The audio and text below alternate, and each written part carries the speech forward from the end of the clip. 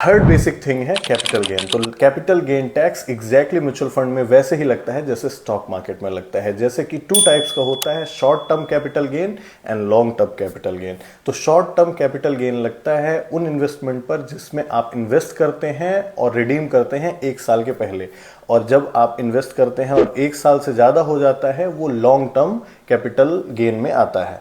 तो long term capital gain है हमारे यहाँ 12.5% एंड शॉर्ट टर्म है 20%। इसको हम एक एग्जांपल के साथ समझते हैं। अगर आपने 5 लाख इन्वेस्ट किए और टोटल इन्वेस्टेड वैल्यू आपकी 8 लाख हो गई और आपने 1 साल के बाद उसको रिडीम किया, इसका मतलब यह है कि आपके ऊपर लगेगा लॉन्ग टर्म कैपिटल गेन जो कि 12.5% है, और आपके उस 5 लाख के बाद 3 लाख जो प्रॉफिट हुआ है उस पर लगेगा।